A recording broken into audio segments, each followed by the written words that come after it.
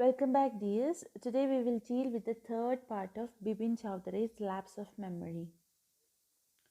After lunchtime, Bepin Babu realized that he couldn't possibly carry on sitting at the desk and working. This had never happened in the 25 years he had been with the firm. He had a reputation for being a tireless, conscientious worker. But today his head was in a whirl. Back home at 2:30, Bipin Babu lay down in bed and tried to gather his wits together. He knew that it was possible to lose one's memory through an injury in the head, but he didn't know of a single instance of someone remembering everything except one particular incident, and fairly recent and significant one at that. He had always wanted to go to Ranchi. To have gone there, done things, and not to remember was something utterly impossible. At 7:30, Bipin Babu's servant came and announced, "Chunni Babu, sir, says it is very important." Bipin Babu knew what Chunni had come for. Chunilal had been at school with him. He had been having a rough time lately and had been coming to see him about a job. Bipin Babu knew it was not possible to do anything for him, and in fact told him so. But Chuni kept turning up like a bad penny. After lunch break, Bipin Babu had the realization that he just could not continue sitting on his desk and work like nothing had happened. This was something so unusual that he had not faced anything like it in his 25 years of association with the company. He was known for his hard work and diligence, and like always, he was unable to think clearly today. And as he reached home by 2:30 in the afternoon, Bipin Babu lay down in his bed and made an attempt to become calm to be able to think clearly. He was well aware about the possibility of losing one's memory because of an injury in the head. But he had never heard a case where one does not remember just one particular incident. It was more difficult for him to believe it because the incident he had forgotten was quite recent and actually significant. As it had been mentioned earlier, he had always wanted to go to Ranchi and do stuff so. It makes it all the more difficult for him to believe that he could not forget about something he had wanted to do for a long time. It was about 7:30 in the evening when Bipin Babu's house help came to announce that Chuni Babu had come to see him, and he says it's regarding something important. But Bipin Babu was well aware of what he had come for.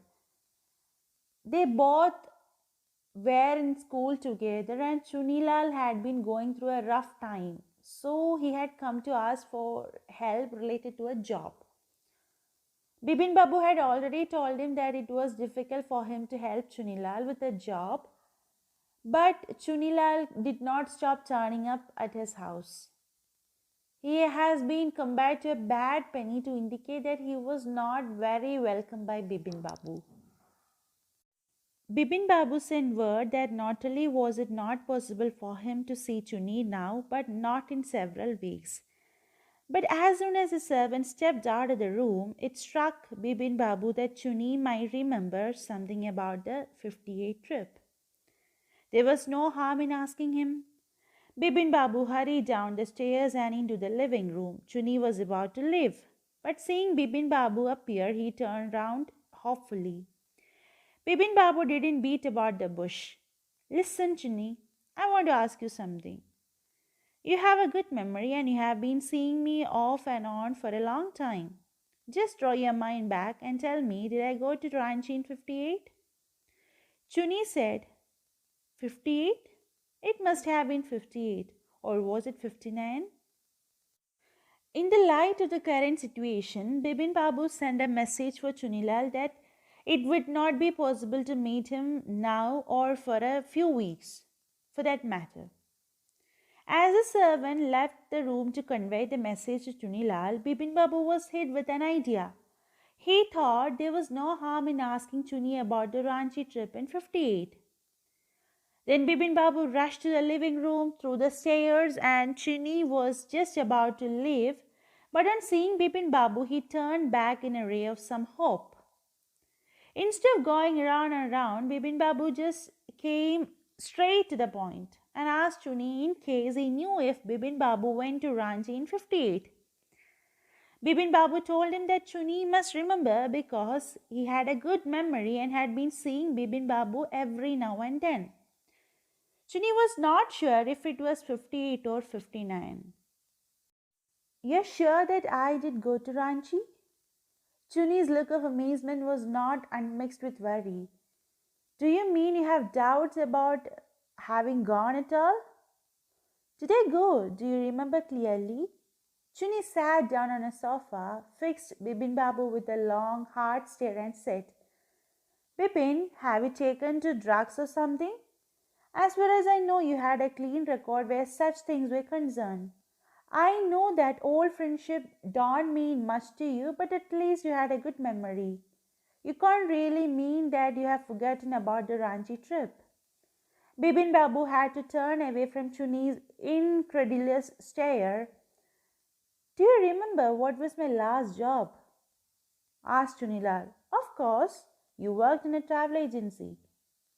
Bipin Babu reconfirms with Chunilal if he is sure that Bipin Babu went to Ranchi at all. And this left Chunilal shocked and worried. And he asked Bipin Babu if he was having doubts about having taken that trip to Ranchi at all. And Bipin Babu asked him again if Chuni remembers about his trip to Ranchi clearly. And on hearing this, Chunilal sat on the sofa and stared at Bipin Babu for a long time. And he asked Bipin if he had taken some drugs or something of a sort. And Chunilal mentions how Bipin Babu had a good memory and had a clear record of the events of his life in his mind. And he further adds that he is well aware of how disconnected Bipin Babu is when it comes to old friendship, but he could not believe that he had forgotten about a significant event like this trip to Ranchi. Then Chunilal was staring at Bipin Babu since so long that Bipin Babu had to look away. Chuni continues to ask Bipin Babu if he remembers what Chuni's previous job was. And Bipin Babu remembered and told him that he was in a travel agency.